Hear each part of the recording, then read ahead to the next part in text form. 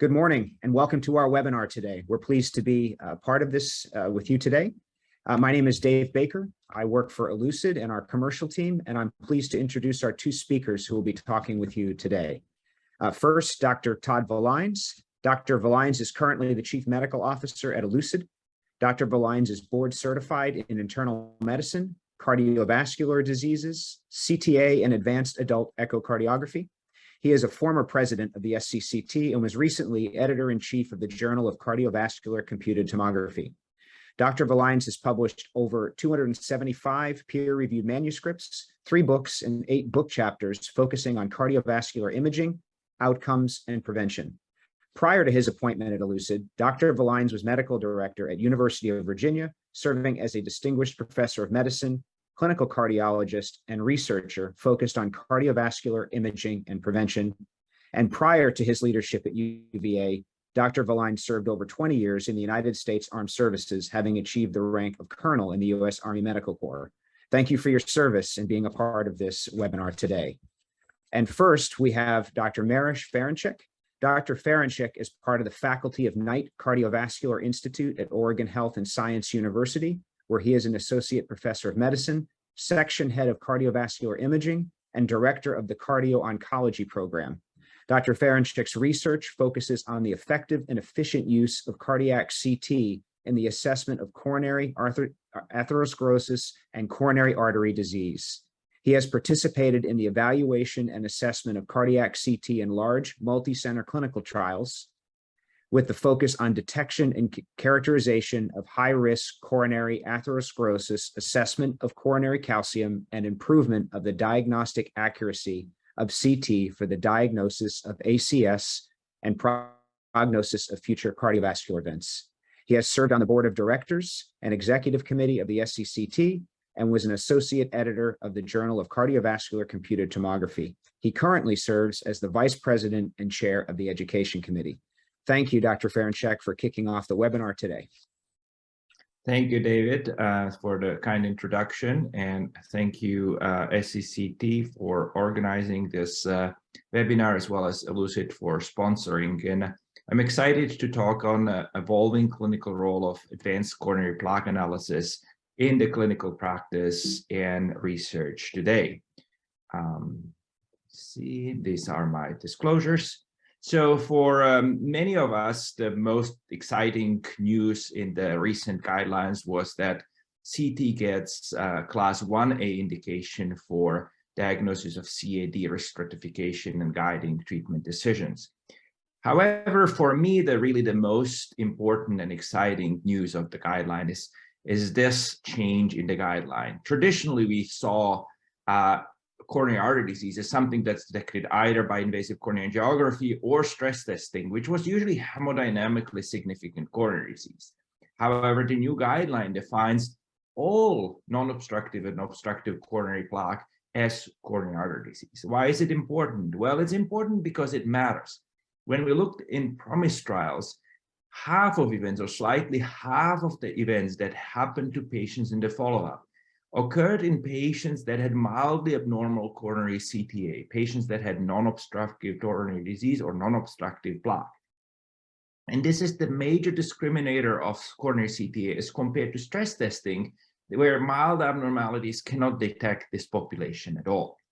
This results in better accuracy of CTA for the discrimination of future cardiovascular events. As you can see in this slide, this is the population of patients that have non-obstructive disease who have higher risk of events. And of course, people who have severe obstructive CAD or severely abnormal stress test, they have very high risk. But this is the population that is increased risk that is not traditionally captured. And I borrowed this slide from Jagat Narula and Jim Min, showing that traditional approach where we have seen patient for ischemia because they have symptoms, then we stress them, then we detected a stenosis, is probably not the right approach. And it's the plaque for the large population at risk that we need to evaluate. When we look at the coronary CTA images, we looked at coronary plaque types based on our visual assessment. We see calcified, non-calcified, partially calcified plaques.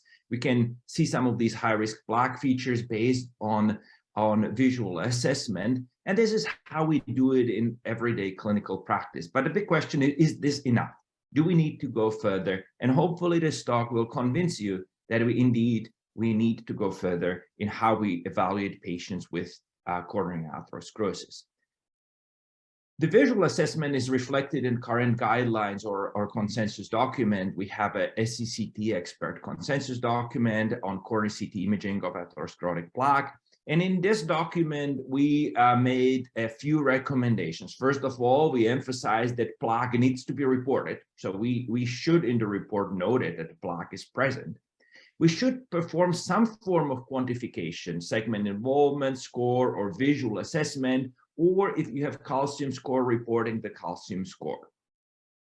This is now even more recently reflected in CADRATS 2.0 that was just released and published online in Journal of Cardiovascular Computed Tomography. And while there's still the primary classification by stenosis, the plaque burden subclassification is now mandatory part of the classification of CADRATS categories. And similar to what the expert consensus document says, this recommends is this semi-quantitative or Atkinson score-based assessment of the amount of coronary plaque.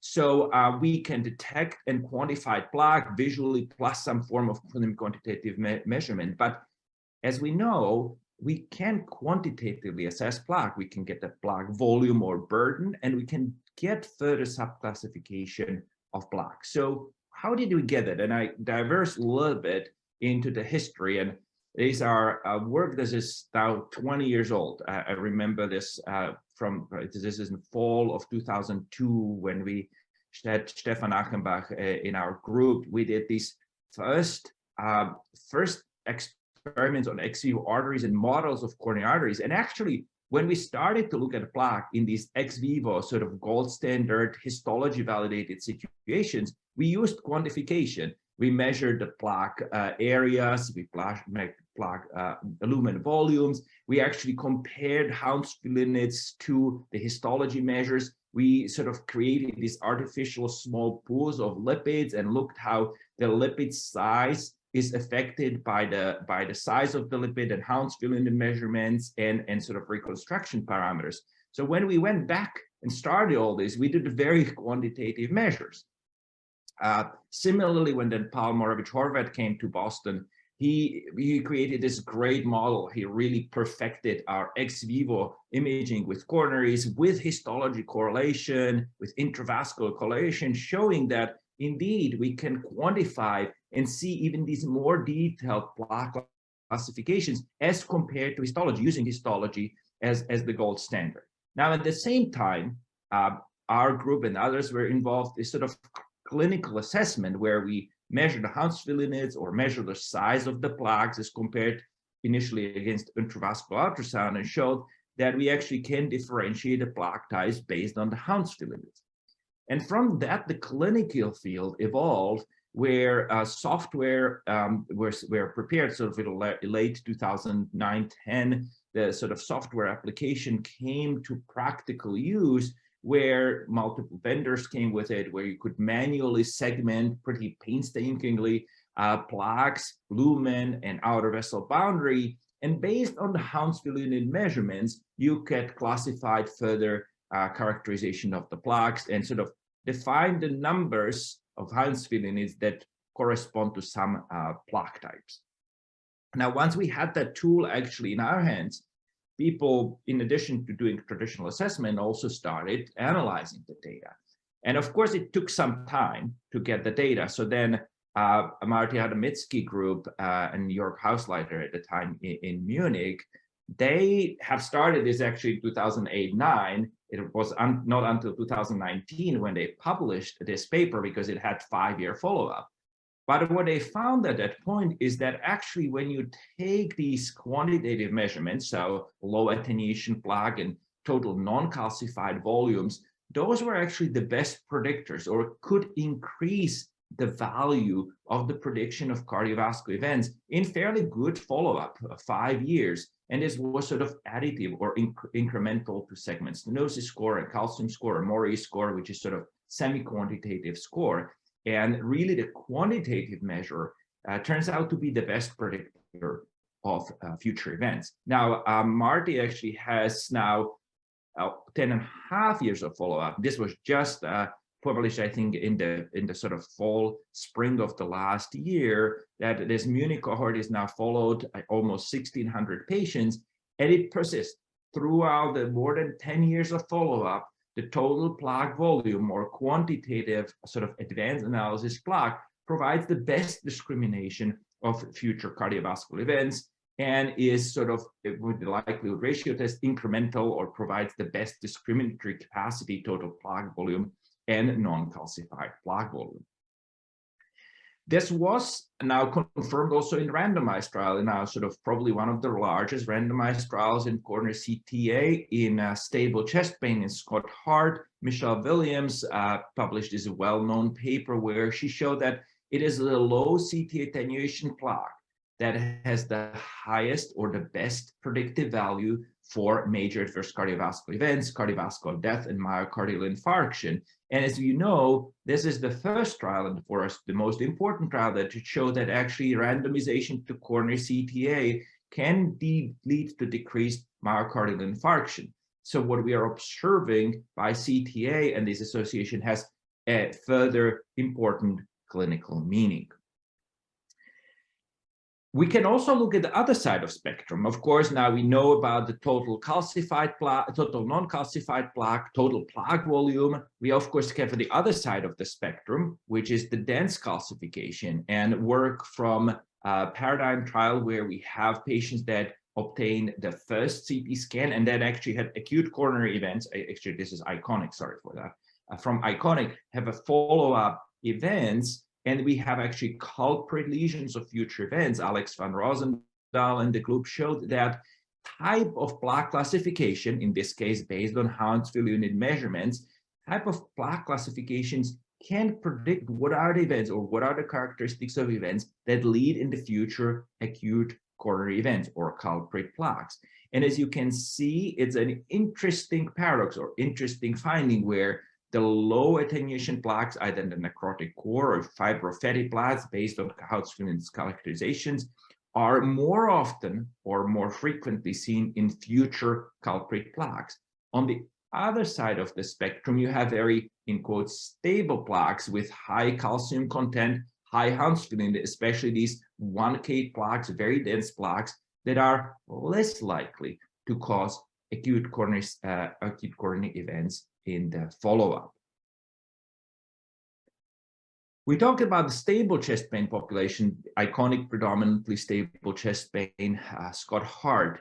Very recently just published data extend the advanced plaque analysis and the strong predictive value of advanced plaque analysis in acute chest pain population. RAPID-CCTA plaque assessment just shown by a group from Scotland, that despite the fact that unfortunately the overall trial was not positive for us, it was again the plaque burden that was predicting who's going to have events, cardiovascular death or myocardial infarction. And as you can see in these survival plots, it's total plaque burden. So they sort of dichotomized high versus low, high non-calcified plaque burden and high low attenuation plaque burden. So quantitative measures of plaques that predict better or show the increased risk of future cardiovascular events in patients that initially presented with pretty high risk population. In that population, 2/3 of patients actually were clinically diagnosed with acute coronary syndrome. Over half underwent invasive coronary angiography. So fairly sick or ill, high risk population. And even in this population with quite prevalent coronary disease, the total plaque, non-calcified plaque, and low attenuation plaque work as the best predictors of future cardiovascular events, as shown in this multivariable analysis with sort of pretty high hazard ratio of between 2 and 10. Another interesting population in which we've seen a success of advanced plaque analysis is in ischemia, the population of patients with one very advanced disease with positive stress testing for moderate or high risk ischemia. So very advanced coronary disease with quite a lot of obstructive coronary disease and, some value of, let's say, 3-vessel disease, a very advanced coronary obstructive disease. But we can see that actually total plaque volume is the highest predictor of future cardiovascular events in the ISCHEMIA trial, showing that even in this extreme population, still the total plaque burden measured by advanced plaque analysis can help us to predict events. With that, I'm going to return back a little bit to ICONIC and talk a little bit. ICONIC, again, had a baseline CT, and you had follow-up, and you knew where the acute coronary events happen. And when you look at this population of patients and do at the baseline evaluation of plaques, you can see that detailed analysis of plaque shows the patterns of prediction of future coronary events. And it's, again, low attenuation plaques with fibrofatty or necrotic core or combination of them, in addition to stenosis and maximal cross-sectional plaque burden, very similar to IVA's data from Prospect. For those who remember, that's very similar to Prospect. IVA's large IVA study from Greg Stone, where minimal luminal area, plaque burden, and presence of TICFA by intravascular ultrasound, so plaques that have probably large cholesterol burdens. Those very, very similarly as compared to CTA, predictive of future cardiovascular events, sort of corroborating these findings by showing us that the non-invasive method by advanced plaque analysis can get us to where actually very extensive and expensive evaluation by intravascular ultrasound or intravascular imaging can get us. Another interesting study that shows us the value of advanced plaque analysis, Paradigm. Paradigm was, again, characterized by serial imaging. So you have patients that have over 2 years of follow-up where they have CT at the baseline and then have follow-up CTA, and both CTAs are analyzed for advanced plaque analysis with plaque quantification. And what you see in this analysis, that it is the quantitative plaque burden and presence of high-risk plaque that predicts MACE. So you can see these red lines. These are patients that have at the baseline larger plaque burden. So they have total plaque volume of total plaque burden. They correlate very well, measure sort of the same thing. And of course, the high-risk plaque predicts sort of also a little bit, so adds a little bit of the prediction. You also can look at the progression in this population, and that's very interesting because you can see that it's not only high plaque burden, but those who actually progress faster over time. So showing that in the future, the measurement and changes in the plaque burden or plaque volume or plaque characteristics can help us further characterize the patients that are at the highest risk and perhaps need the most intense therapies. Very important clinical insights for our future studies and for our future clinical care. In Paradigm, when you do the machine learning model and you look actually, what are the predictors that are the mostly contributing to our predictive value? And you put in clinical factors in the sort of yellow orange, you put some of the stenotic parameters, just as minimal and high-risk plaque features like stenosis and the high-risk plaque features. And then you have the quantitative assessment. And when you put all that into the machine learning model, you can see that it's the advanced plaque analysis with quantitative plaque assessment, overall total plaque volume, atheroma volume, subcomponents with the fibrofatty plaque volume. You can see that these quantitative measures have the strongest ability to predict what happens in the patient with the patients in the follow-up. Another area where the quantitative imaging of plaque has value is looking for the plaque progression in relations to the treatment. And these are data, again, from the Paradigm, showing that when you look at the composition of plaques, that's where you actually get information about the effect of the therapies, in this particular case about statins. And what you can see is that while the plaque volume of the low attenuation plaque or fibrofatty plaques, so the plaques that have lower Hounsfield in it, is decreasing when you are on statin. It's the high density of 1K, very high density plaques that are progressing, showing that the statin treatments are predominantly working by changing the compositions of the plaques. Again, very consistent with extensive intravascular ultrasound literature that has been published over the last decade, showing that the primary effect of statins is not necessarily on the decreasing the progression or maybe a little bit slowing the progression, but dramatically changes the composition of plaques. And this is probably the mechanism by which the treatment with statin changed the prognosis of the patient. And a quantitative assessment of plaque is what you can use to assess this effect. Now, I find this study really very nice and fascinating. This is a study, very small study, that shows the effect of lifestyle changes on the plaque. And this is people that were on optimal medical therapy, and then they had dietary and increased exercise sort of intervention that were followed over time. And similar to what we see in sort of the statin data, we can see that the plaque, when you are on the intervention, changes in the composition. And you can't probably really stop the progression of atherosclerosis. The plaques will progress once it's there, but you can change what is the composition of the plaque. And that's the only way you can detect this and you can monitor this by quantitative plaque assessment. And the CT, of course, is the only non-invasive way to get there. So when I sort of summarize this, the quantitative plaque assessment has a very strong data. I think it's probably the best predictor of future cardiovascular events. It's probably additive to stenosis, calcium score, and just regular qualitative plaque assessment. It is associated with future culprit lesions, so you can find the plaques that are at higher risk of future events, potentially leading to even some kind of local treatment. Predicts plaque progression, therefore, detects patients that are at higher risk and therefore requiring more intense treatments, and allows for excellent monitoring of therapeutic responses, especially through its ability to detect and characterize the change in plaque composition.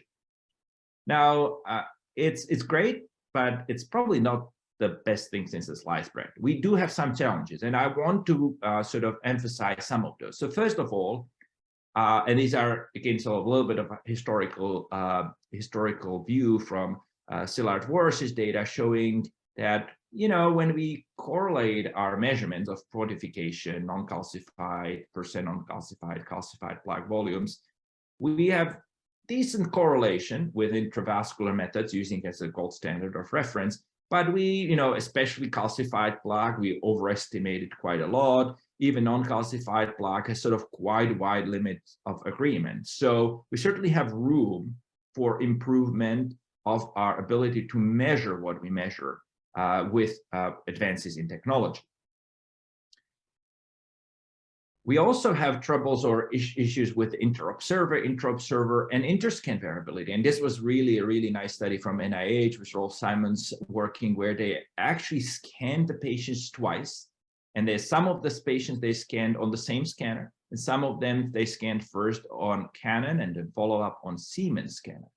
And they show that when you look at intra-reader correlations, the data are pretty good. But once you go to a different scanner, so even with similar setting, different scanners, especially for non-calcified plaque, your interscan variability starts increasing. So showing that we have some room for standardization, optimization of our, on the society level, how we measure plaques, how we sort of even build the machines so we get the same results. And it has, they sort of modeled what effect it's going to be on the studies. So if you go to studies and you would look at the change in the plaque characteristics and plaque volumes, well, if you use different scanners, you have much more variability, and you will need a larger number of patients to show the difference. Now, one of the answers to these problems is improvements in AI, machine and deep learning, and I picked out of really large literature has come in the last 2 years. This is the recent paper from Demini Day's group showing large validation of these deep learning algorithms using multiple cohorts. As you can see, quite a large number of patients, showing that with the deep learning method, you can pretty quickly, pretty accurately measure the plaque quantified measures. They use multiple types of quantification, total, non-calcified, low attenuation plaque, plaque burden, plaque volumes, and showed very good correlation when you compare it to manual expert reader, but much faster, and as compared to intravascular ultrasound. But what most importantly is they also showed that this predict future myocardial infarctions, taking data from Scott Hart trial, showing that when you quantify with these deep learning or these automated methods, you actually do similarly to those studies that I showed you, because those studies that I showed you, quite a lot of them had quite a lot of manual measurements. They were done quite painstakingly manually. But now they're showing that with these deep learning, much faster algorithms, we can also get the same type of prediction. And that's very encouraging and positive for us. Another challenge is, and we also sort of touch on, is the variability of the parameters. So parameters that we used for reconstruction, so the kernel, thinner slices, as you can see, affect the Hounsfield units, emphasizing the need for Hounsfield units independent evaluation of plaque characteristics. Similarly to sort of reconstruction parameters, the acquisition parameters are also affected. This is the paper that's showing the effect of Hounsfield units and lumen that are driven by KV values and contrast on the size of the plaques that you measure. As you go to higher Hounsfield units, the amount of dense calcified plaque goes up. As you go to higher Hounsfield units, your fibrofatty necrotic core plaque goes down. Well, this is going to have effect on your predictive value. And as these authors showed, there's effect of both X-ray energy, so the kilovolts, as well as indirect effect of the luminal enhancement, emphasizing the need for standardization and optimization the way we analyze the plaques. We are also getting new scanners that are fundamentally different, and this has just came out from the photon counting experience and plaque assessment.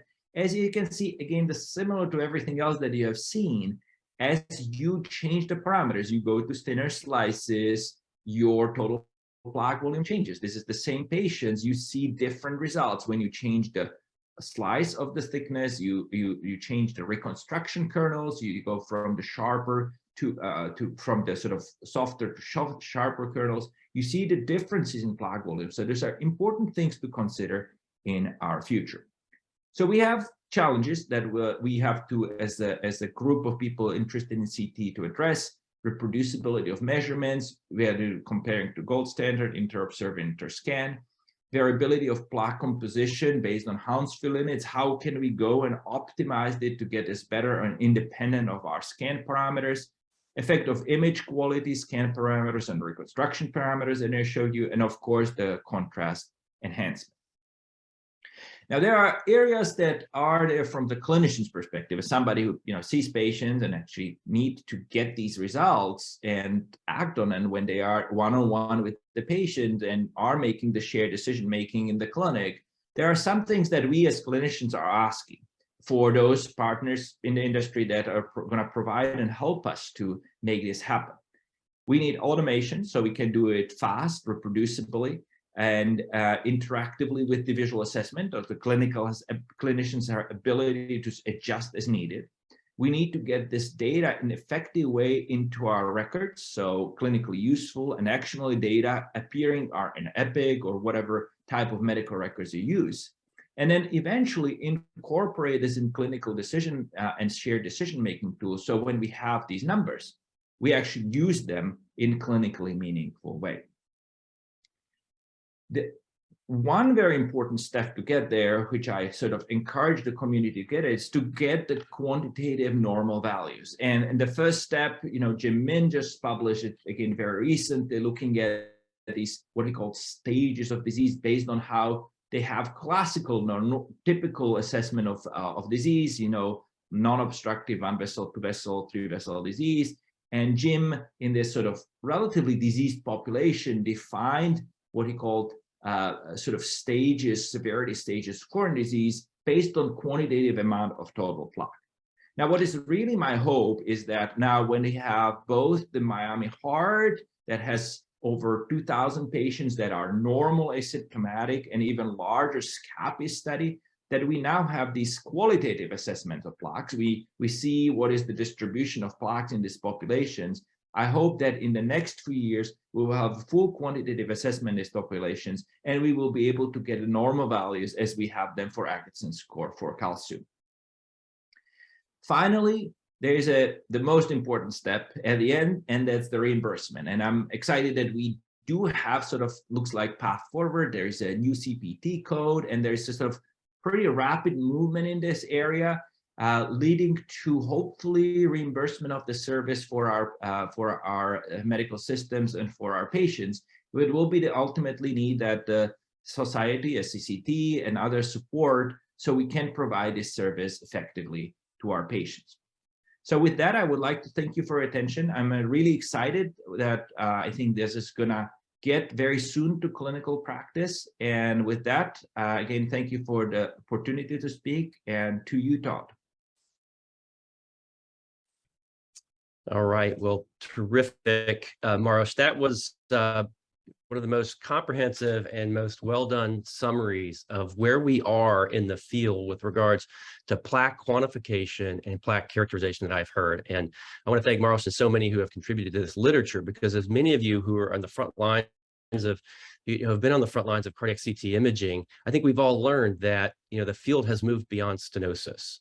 And so it's exciting. In fact, I think Maros made it so clear that the strongest predictors of plaque progression, the strongest predictors of patient events, are things that we're not commonly or even able to measure when we do our local coronary CT reads. And I think that's the real promise and value of both quantifying and characterizing plaque to improve what we're giving back to our patients.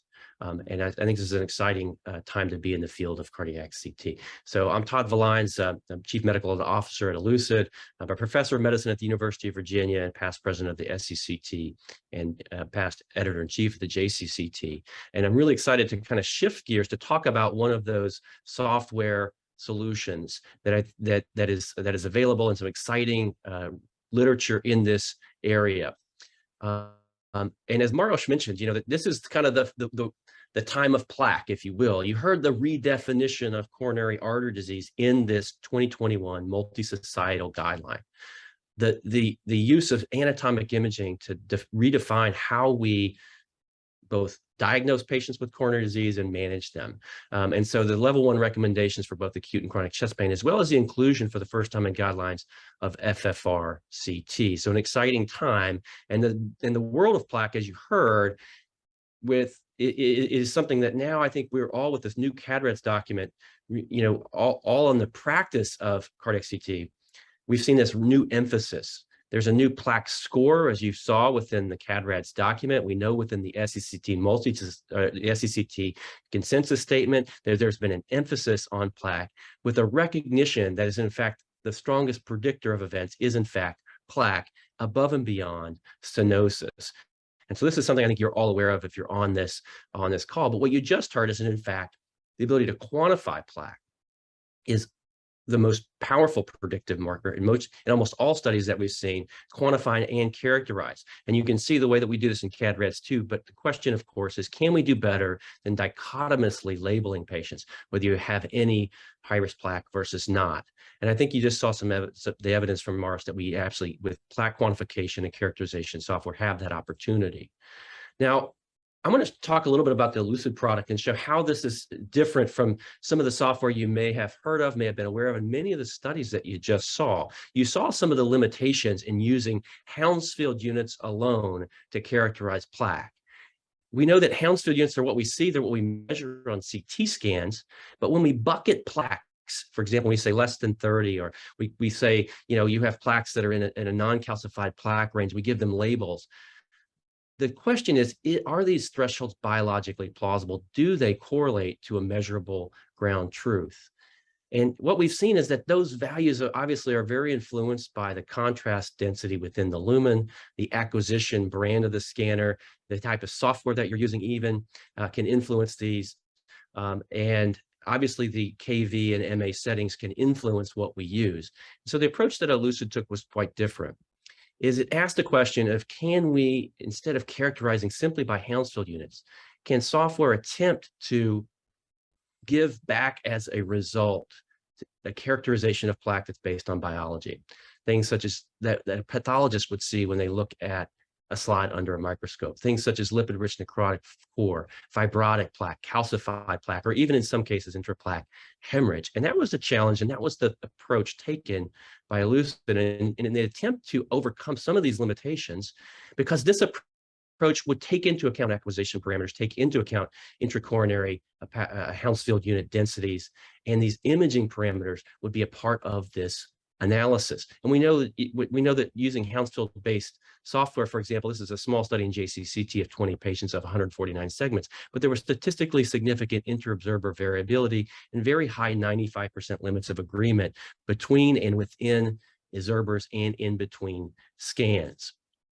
So this was the approach. This is a paper published in 2018 in Radiology. It was one of the first publications to test this methodology of with deep learning approaches, can we train algorithms to actually replicate what a pathologist sees? And so this is the way it was performed. And this was done in conjunction with Ranu Virmani, one of the world's leading cardiovascular pathologists, and her group at CV Path.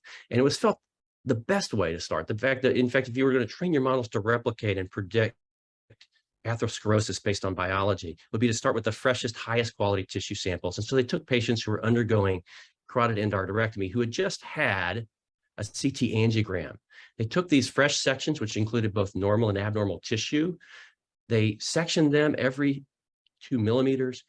They had pathologists annotate each and every cross-section. This initially started with just a little over 30 patients and 239 cross-sections. This study has since been expanded to thousands and thousands of samples.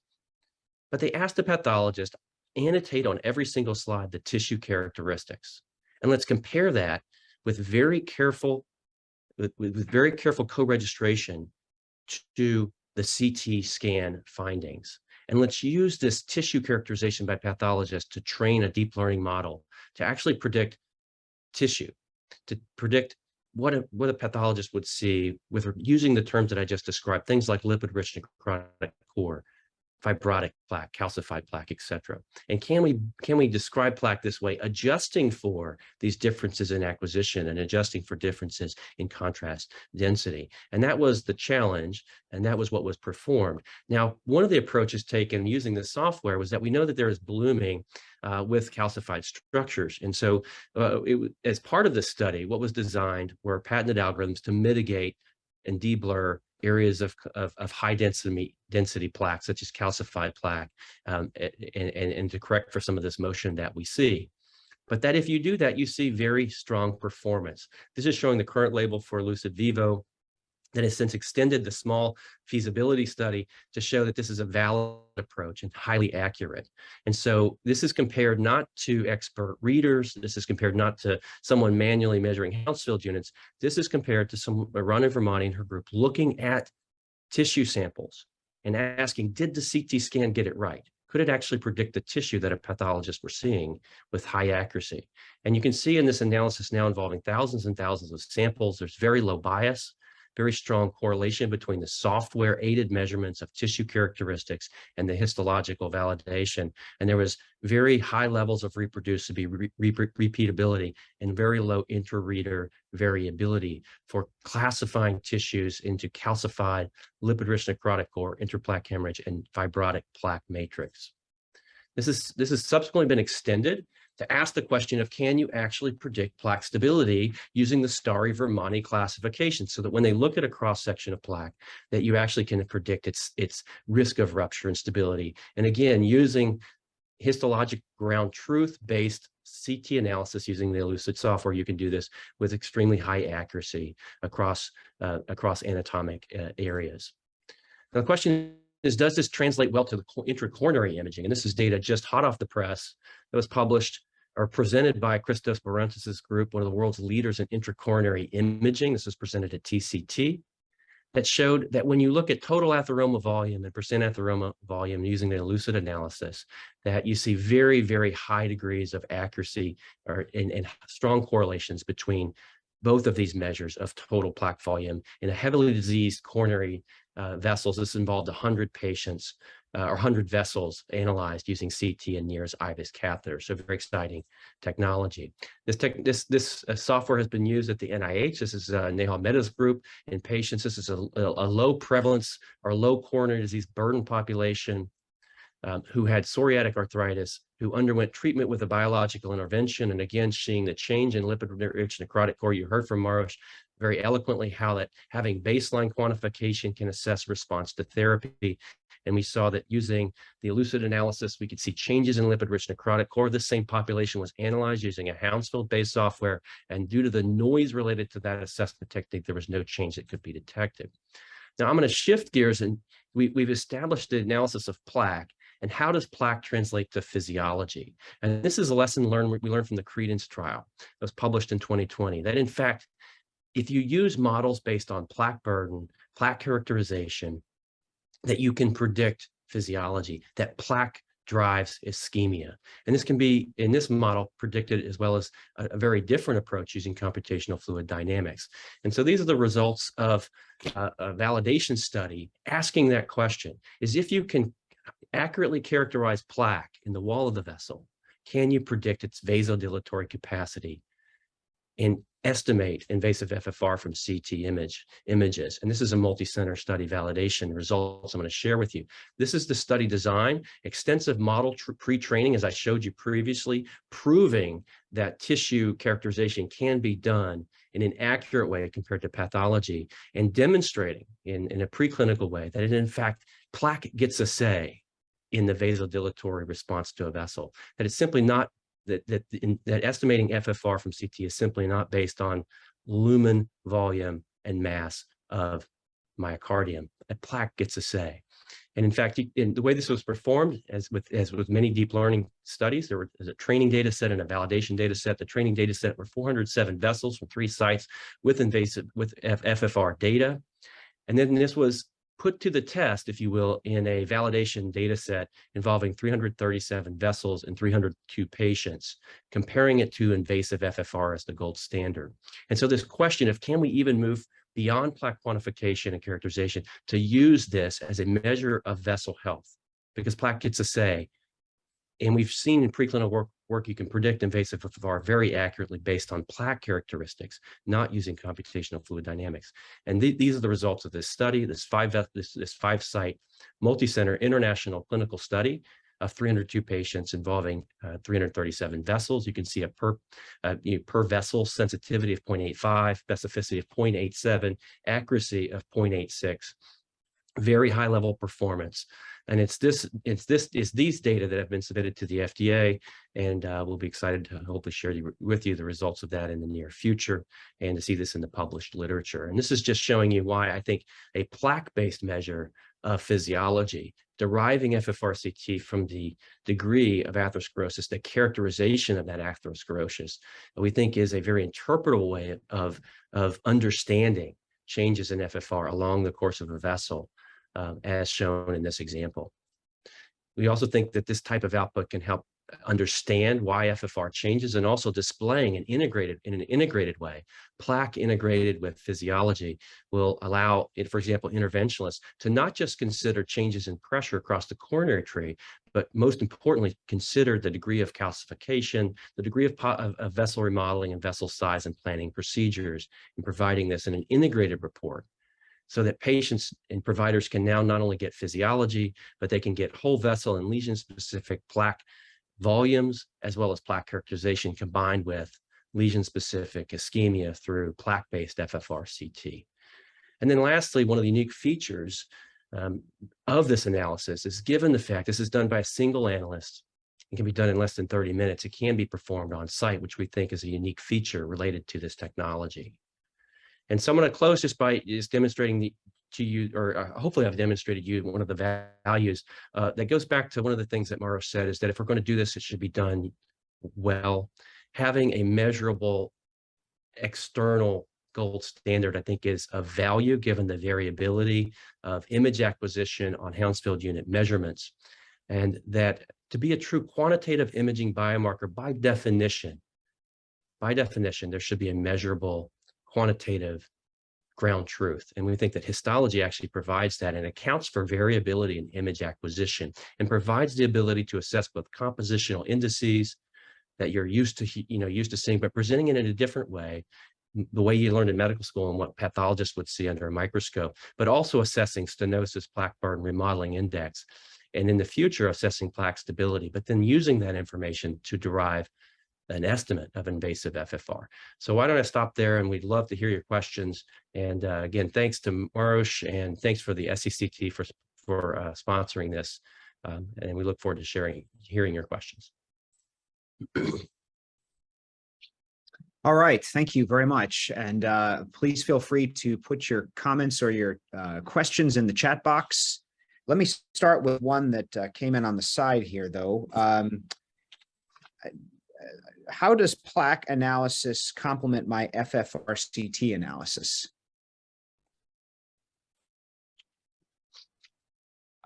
So what I would say is that they are very complementary, and in symptomatic population, they provide two areas of sort of clinical information. The FFR is very valuable in defining the hemodynamic significance of stenosis. And we also know there's some predictive value of FFR, but really answering the clinician's questions, is this patient that has moderately obstructive coronary disease having symptoms most likely related to their obstructive coronary disease, and can the intervention potentially improve the symptoms of this patient, because we have a lot of data from interventional world in this area. The plaque provides the prognostic information, and I tried to talk about it in my summary, is that this is the strongest prognostic information that we have. We have it there in the images, and I think we really need this to bring this to the clinical practice. We should use this most accurate predictive information that we have in the images. In order to do so, we need quantification with the advanced analysis. Yeah, I would agree with that. I mean, I think what we've learned is that, there's two ways that plaque helps. Number one, obviously for long-term prognosis, as Maros so beautifully just stated and showed us. But I also think that, in areas of FFR-CT gray zone areas, this 0.7 to 0.8, I mean, visually getting that data, looking at the bulky nature, the positive remodeling, the plaque characteristics can often, we have seen that, plaque is often an arbiter when we see patients go to the cath lab. And it's that knowledge of plaque and the extent of disease that often is most predictive of having an abnormal FFR in that patient population. So I think plaque can help in the arbiter of who do you take to the cath lab in these gray zone cases. Obviously can influence therapy, and quite frankly, while FFR can help decide maybe who needs to go to the cath lab or anti-angiogenic therapies, if you have a patient who's already on therapy and yet you're seeing lots of lipid-rich necrotic core, that patient's not responding to therapy. And regardless of your decision making for interventions, escalation of preventive therapy, I think, is also something that should not be forgotten about. Great. We had a question here too about it's great that you can now analyze plaque type and plaque volume, but how does that change your treatment plans now that you have this availability of information? Yeah, so I would answer with first saying we have to acknowledge that we don't have randomized trial data showing that, treatment X or Y would really change the outcomes or even progression of plaque. But we have a lot of observational data that intense statin treatment changes the plaque composition in what we believe is physiologically beneficial way. So that's one part of the answer. The second part of the answer is that ACC, and I didn't have a chance to put that on, ACC is working towards using algorithms or generating the algorithms that will guide the clinicians and help with the shared decision-making in intensification of the therapies. And now we are beyond the statin therapies. We have therapies of PCSK9, ezetimibe. We have data on, omega-3 fatty acids, purified omega-3 fatty acids that also change in plaque compositions. I showed the data on lifestyle changes, exercise and diet. We have growing or sort of new data on Lp(a) and and growing area of the LP-little-a treatments. I think all of these will get into the treatment algorithms. Now, it will take some time, but we have to have tools to measure that are accurate. And this is what we are probably a little bit talking about. Once we have the tools that can measure at the baseline, can actually accurately measure follow-up, then we can have treatments or have algorithms for the treatments. And this is very, very important. And I see Dr. Rumberger here, and I'm going to quote him from Twitter, because, you know, he's so active and so great, sort of deflecting these criticisms like, well, your measurements are not changing the outcomes. And he very eloquently answers that, well, you need to have the measurements, and you have to have accurate measurements to actually change the treatments and guide the changes of the treatments. And I think that's what we have to strive for. Yeah, I totally agree. And I think in going in from 2022 to 2023, I mean, we see so much disease. And, we as imagers and people involved in prevention, the inability to measure that is frustrating. And we know that if you look at people who have serial CT scans, we often hold them up side by side and say, well, your CAD-RAD score is the same, or the plaque kind of looks different, but not having that ability to actually give patients more granular data about things like plaque progression, response to therapy, where do they fall with regards to their plaque characterization and risk. I think this is, CT compared to functional testing, huge benefit. This is an incremental improvement in our current practice. Okay. I had another question on, can you review, Dr. Villines, the validation again, in terms of how many sites, what's the plan to do further site validation so that the data can be from as many sites as possible? For FFRCT using Elucid? I believe it, maybe you can comment on both plaque validation and FFRCT. Yeah, so with regards to FFRCT, so the study I showed you was a multi-site 5-center validation. There was 1 site in Japan and 4 US sites. It was using multiple scanners, and there were multiple readers. So inter-reader variability, inter-scanner variability was assessed, showing the overall accuracy values that I showed you. That study is based on a single site feasibility study that was published a couple years ago, showing that, in fact, you can use a deep learning-based, plaque-based assessment to accurately estimate invasive FFR, and that was done at MUSC. Obviously, additional studies, are forthcoming with regards to both real-world study programs and additional studies. As far as the study that I showed you, the initial publication in radiology was from 2 sites, 2 patients. One was an urban site, one was a rural site. And as I mentioned, that initial publication was a relatively small study showing feasibility, and has since been expanded to thousands of samples and thousands of patients across multiple different sites. Not all have been published. Most have been with regards to the label accuracy that I've shown you and data presented to the FDA. Okay, good. Another question here on the relevance or how perivascular inflammation affects the equation here. Maybe you can comment on that. I mean, I can start. Yeah, that's a separate area. And as you can see, these the physiology of flow, the plaque, and in my opinion, the perivascular inflammation and how the perivascular fat tissue affects actually the growth of plaque are all interconnected. And I think there's a great opportunity with, again, AI, machine learning, deep learning, to provide sort of assessment tools for the clinicians to combine all these data. And I always tell, when I read the CTs and I tell our fellows or residents, it's like, well, there's never plaque when there's no epicardial fat. I mean, if you don't have epicardial fat, you will not have plaque. So there's a clear physiologic relationship. And I certainly see that the perivascular fat assessment will have the value. Now, there are different tools to use it, and we have to see and look at the data. I think that's not necessarily the topic of this webinar, but the simple answer is yes, I'm sure there is a value of perivascular fat, and I'll let sort of Todd respond as how Elucid is responding to that.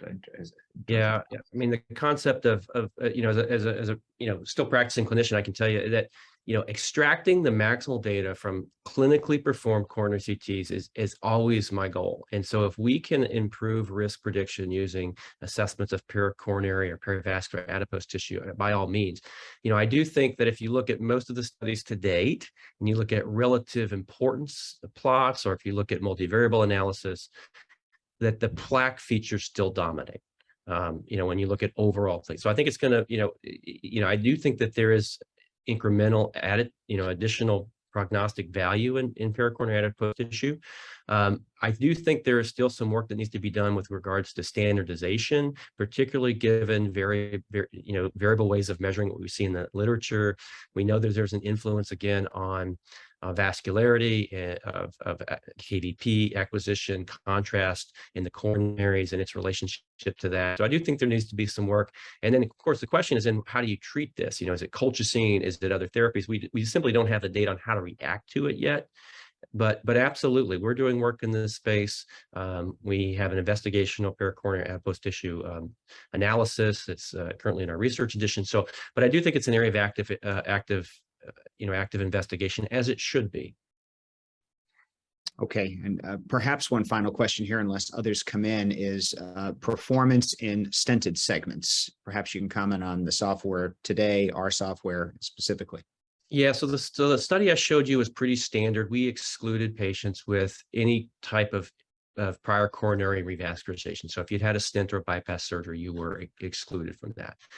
We do know that that's an area that clinicians would like to be able to, to perform an FFRCT analysis. And so we are certainly going to do those studies. We agree that that's an area of importance. We know that particularly in the advancement of scanner technology, there will likely be more patients with stents imaged. And so it will beg the question of doing an FFRCT analysis for an assessment of those patients. And so we just need more data. Yeah, I would have a sort of a general statement. I think where we had the field of coronary CTA was, we evaluate patients with unknown coronary disease or not previously known coronary disease. We evaluate patients that have, perhaps moderate burden of coronary disease. But now we have this growing data, like the ischemia data that I showed, even in ischemia, where I think the average volume of plaque was on the order of 800 or 900 millimeter cube, so huge plaque burden. Even in that setting, the CT still provides an excellent predictive value. And I think the field has to respond to that with improving the image quality, improving the scanner technology and analytical tools to analyze these patients. I think we have in the next 5-10 years to bring to our CT labs the patients that we typically didn't want to see. We didn't want to see patients with bypass grafts, the patients with stents. And I think we need to work towards getting those patients to our CT labs. And I hope the technology will bring us there in the next 5-10 years. Yeah, could not agree more, Maros. And it's an exciting time knowing that. And I think that population really speaks to even an increased value on quantification and characterization. We're going to see a lot more disease in these patients. Many of us have been in labs where we see at least 1/3 to 40% of the patients with no atherosclerosis based on prior practice patterns, scanning the very lowest risk patients. And I think we're going to see that evolution, as you just said. And I think we've learned that, if you even look at the ischemia trial with current generation scanners, we can image patients with known or very high burdens of coronary disease very accurately with current generation scanners. And that's only going to improve. But again, I think that will also beg the question of being, can we leverage deep learning techniques to make our job easier as clinicians? Great. Well, thank you. On behalf of Elucid, we'd like to thank SCCT for sponsoring this webinar. Thank you, Dr. Ferencik and Dr. Villines, and thank you all for your time and attendance today. Have a great rest of the week. Thank you very much. Thank you.